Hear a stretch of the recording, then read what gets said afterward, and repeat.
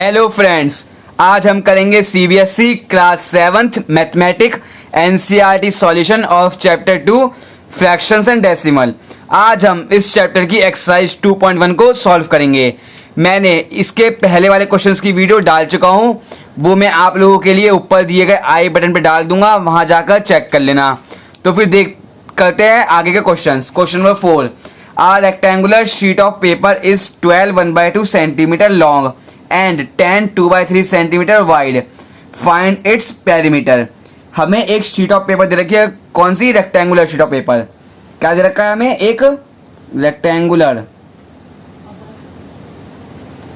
Rectangular sheet of paper दे रखा है। उसका क्या दे रखा है हमें? लेंथ दे रखी है 12 1/2 सेंटीमीटर और वाइड दे रखा है 10 2/3 सेंटीमीटर। ये किस फॉर्म में दे रखे हैं? मिक्स्ड फ्रैक्शन में। हमें मिक्स्ड फ्रैक्शन से फ्रैक्शन करने में पहले सबसे पहले वो करेंगे। तो देखो पहले कैसे लिखेंगे। लेंथ क्या दे रखी है शीट की? लेंथ गिवन क्या है? लेंथ ऑफ शीट कितनी है? Is equal to 12 1/2 centimetre. अब ब्रेथ कितनी दे रखी है इसकी? BREADTH। ब्रेथ ऑफ शीट कितनी दे रखी है? ब्रेथ इसकी 10 2/3 सेंटीमीटर। अब हमें क्या निकालना है? पेरीमीटर। और शीट को फॉर्म में दे रखे हैं रेक्टेंगुलर, तो फिर पेरीमीटर हम किसका निकालेंगे? रेक्टेंगल का। क्या होता है perimeter of rectangle? Perimeter of rectangle क्या होता है? हमने इससे पहले पढ़ रखा है पिछली क्लास में। क्या होता है? 2 length plus breadth. Very good. क्या होता है पेरीमीटर ऑफ रेक्टेंगल का? 2 लेंथ प्लस ब्रेथ। अब देखिए 2 है, अब लेंथ कितनी दे रखी है? 12 1/2 सेंटीमीटर प्लस ब्रेथ कितनी दे रखी है? 10 2/3 सेंटीमीटर। अब ये मिक्स फ्रैक्शन में सॉल्व करते हैं। पहले क्रॉस वाले को इंटू 12 2 जा 24 24 प्लस 1 25/2 प्लस 10 3 जा 30 30 प्लस 2 32 प्लस 3। अब हमें इसको प्लस करना पड़ेगा। अब प्लस के लिए हमें पहले देखना है कि डिनोमिनेटर बराबर है। देखो इसका डिनोमिनेटर कितना है? 2, इसका 3, तो बराबर नहीं है। तो सबसे पहले हमें इसका डिनोमिनेटर को बराबर करना पड़ेगा। तो पहले इसका क्या करना पड़ेगा हमें? एलसीएम। 2 1 जा 2 3 1 जा 3 3 2 जा 6। अब हमें यहाँ नीचे क्या लिखना है? 6। अब ऊपर वाले को ऐसे लिख दो। अब 2 की टेबल में 6 कब आता है? 3 टाइम्स, तो लिख दीजिए प्लस। अब 3 टाइम्स में 3 की टेबल में 2 कब आता है? 2 जा, लिख दीजिए। अब 25 इंटू 3 कितना होता है? 75 प्लस 32 इंटू 2 2 2 जा 4 3 2 जा 6 64।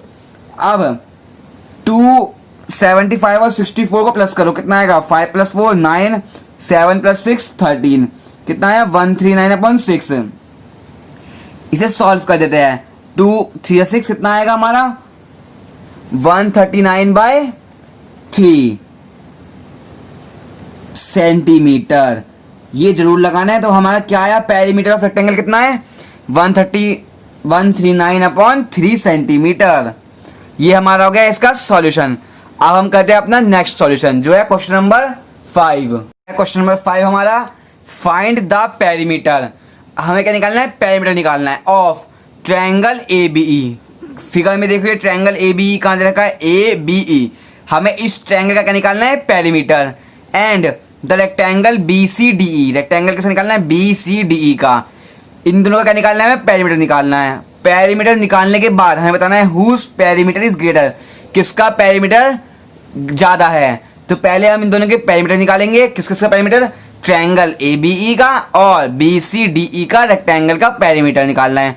जौन सा बड़ा होगा वो हम लिख देंगे कि इसका पेरीमीटर ज्यादा है इससे। तो पहले हमें क्या लिखना है? पहले हमें पेरीमीटर निकालना है ट्रायंगल ABE का। तो in triangle ABE perimeter PERIMETER perimeter of triangle ABE is equal to perimeter of triangle का फॉर्मूला क्या होता है? Sum of three sides. मतलब इसमें क्या होगा? A B plus B E plus A E. अब ए बी कितना दे रखा है हमें? 5/2 प्लस बी ई कितना दे रखा है? 2 3/4 प्लस ए ई कितना दे रखा है? 3/5। अब इसको सॉल्व करते हैं, तो फिर शुरू करते हैं। 5/2 का 5/2 प्लस 4 2 जा 8, 8 प्लस 3 11, 11/4 प्लस 5 3 जा 15, 15 प्लस 3 18/5। अब हमें सिर्फ इन तीनों का प्लस करना है। अब प्लस करने से पहले हमें देखना है क्या इन तीनों के डिनोमिनेटर सेम है। तो इसका क्या है? 2, इसका 4, इसका 5 नहीं, अलग है। तो हमें क्या लेना है? एलसीएम। 2 1 जा 2, 2 2 जा 4, 5, 5 2 10, 20। कितना है इसका डिनोमिनेटर? 20। तो ऊपर वाले को ऐसे लिख दो। अब देखो 2 जो है 20 जो है 2 के टेबल में कब आता है? 2 10 जा 20 प्लस 11। अब 4 देखिए 20 कब आता है? 4 5 जा 20 प्लस 18 इंटू 5 के टेबल में 20 कब आता है? 5 4 जा 20। अब 5 इंटू 10 कितना होता है? 50। 11 5 जा 55, 18 4 जा देख लेते हैं, 8 4 जा 32, 4 1 4 5 6 7, कितना आया? 72 आया अपॉन 20। अब इनको प्लस कर लेते हैं। 50 प्लस 50 100, 170, 175, 177 अपॉन 20 सेंटीमीटर। तो भैया पेरीमीटर ऑफ ट्रायंगल कितना आया? पैर लिखेंगे therefore perimeter of triangle A B E is equal to 177 upon 20 centimetre. यह आया हमारा फर्स्ट पार्ट का आंसर। अब हमें करना है सेकंड पार्ट का आंसर। सेकंड पार्ट में क्या बोला था हमें कि पेरीमीटर निकालना है किसका? बी सी डी ई का। तो फिर अब निकालते हैं। अब देखिए सेकंड पार्ट, पहले हम देखेंगे लेंथ कितनी दे रखी है। लिखेंगे लेंथ ऑफ रेक्टेंगल। देखो लेंथ कितनी दे रखी है? लेंथ ऑफ रेक्टेंगल कितनी गिवन है फिगर में? देखिए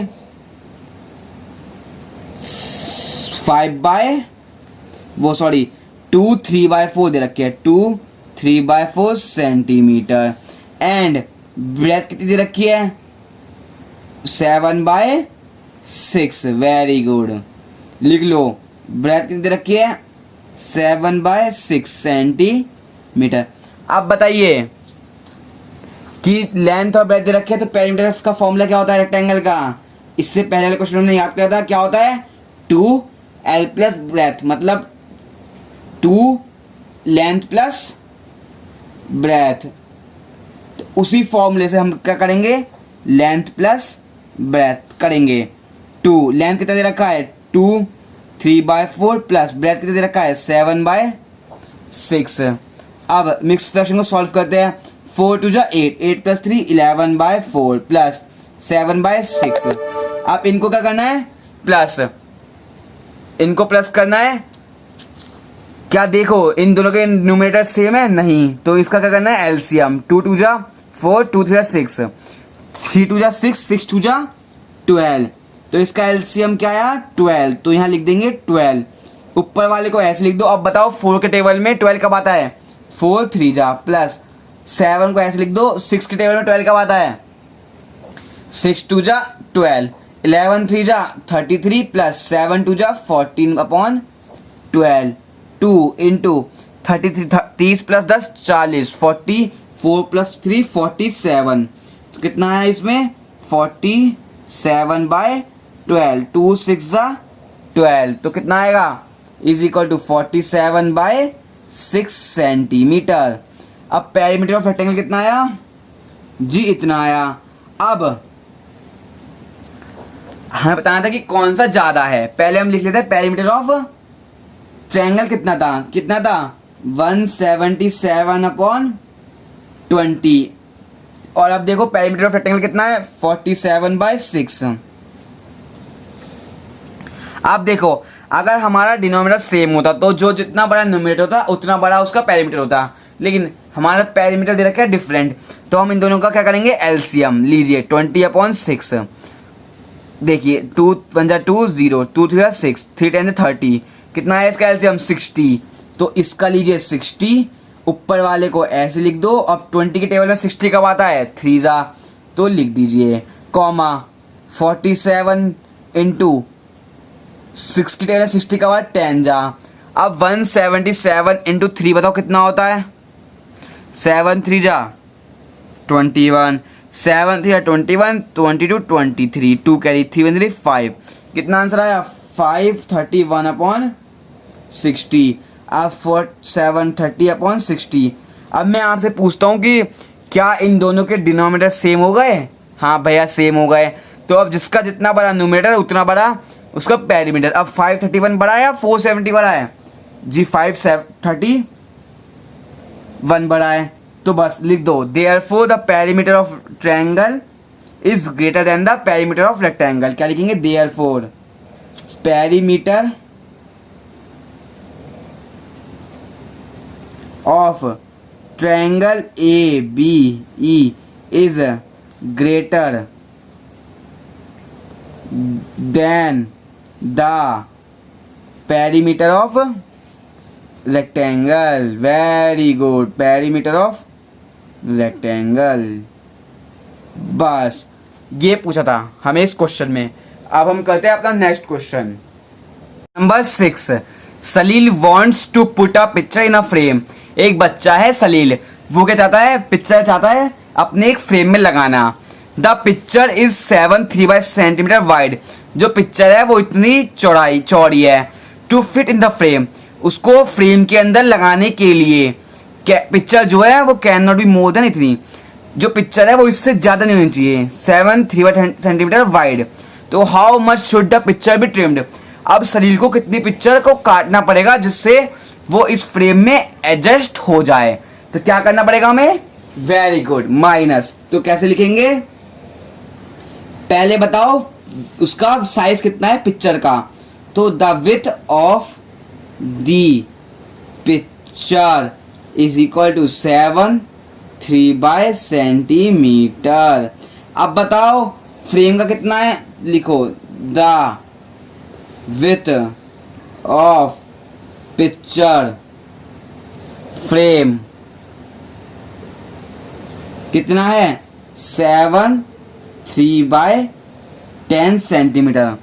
अब हमें क्या आंसर क्या चाहिए, ट्रिम्ड, कितनी ट्रिम करनी है। तो क्या आएगा, देयरफॉर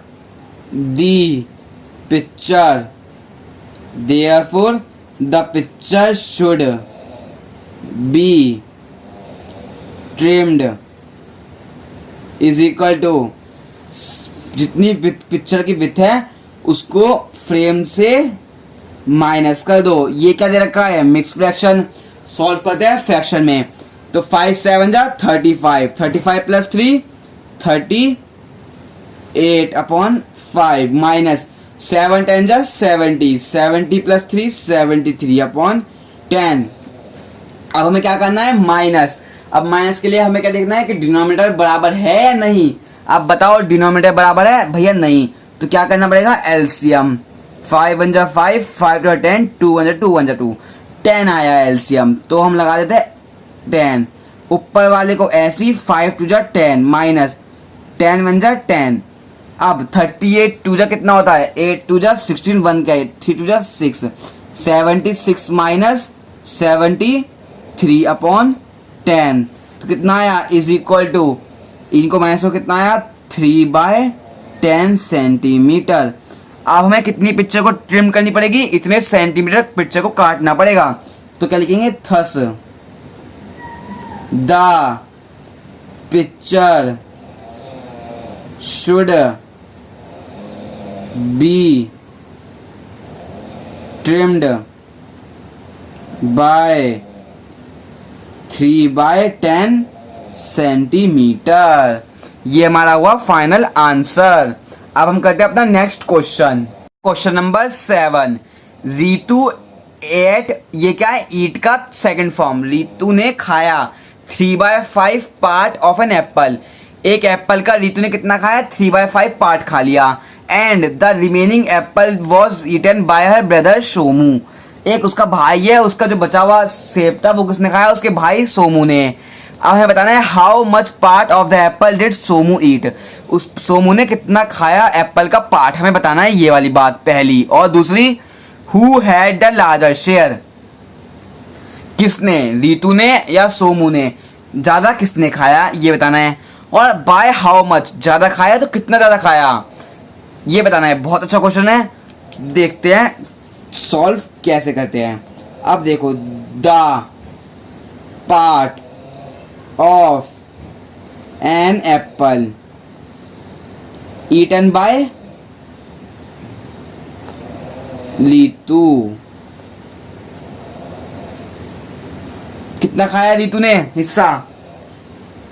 भैया 3/5 खाया। अब हमें क्या निकालना है? The part of an apple eaten by Somu. अब उसके भाई ने कितना खाया?